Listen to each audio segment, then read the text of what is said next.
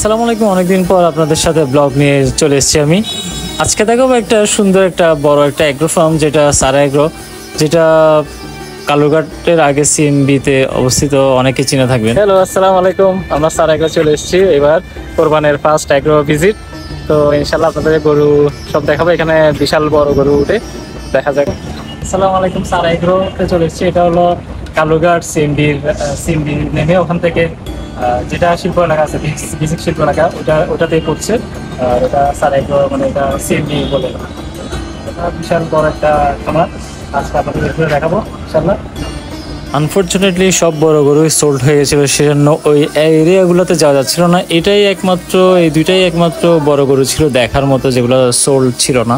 Look at the size of the cow. আমাদের কত উঁচা এগুলো,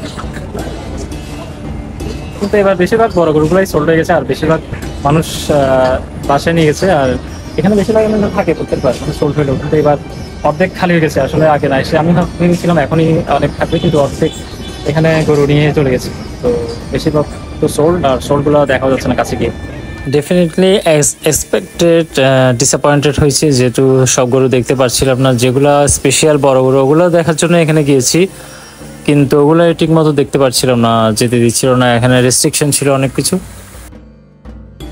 কি নেই এখানে, হরিণ হতে শুরু করে ঘোড়া, ছাগল এবং গরুর মধ্যে বিভিন্ন শাহিওয়াল, ব্রাহ্মা আর দেশি জাতের গরু এখানে দেখতে পাওয়া যায়। তবে বারবার এই জায়গাতে যেতে হচ্ছিল, যেহেতু এই জায়গায় বড় গরুগুলা ছিল এবং অন্য জায়গায় রেস্ট্রিকশন ছিল। তো এগুলাতে দেখে আসলে আমাদের সন্তুষ্ট হতে হলো। এবং দেখি আরো মজ্জার টেকের ওইদিকে তো আরো উট উঠেছে দেখেছি, ওইদিকেও যাওয়ার ইচ্ছা আছে। ইনশাল্লাহ ওটাও দেখাবো। সো এখানে বেশিরভাগ গরু হলো সোল্ড, যেগুলো সোল্ড এগুলোতে ওখানে যাওয়া যাচ্ছে না। মেন অ্যাট্রাকশন যেগুলো বড় গরু, ওখানে যেতে পারছি না আজকে। বেশিরভাগ মিডিয়াম গরু দেখে চলে যেতে হচ্ছে। আর কিছু কিছু এদিকে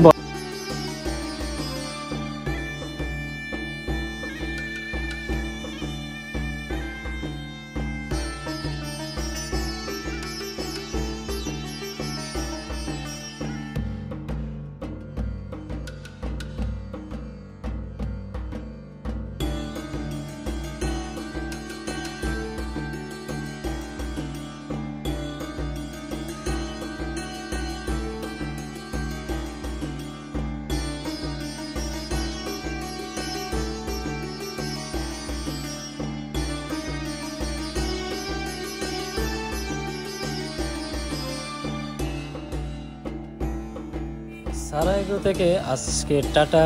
নেক্সট ব্লগে ইনশাল্লাহ দেখা হবে। আল্লাহ হাফেজ, আসসালামু আলাইকুম, ঈদ মোবারক।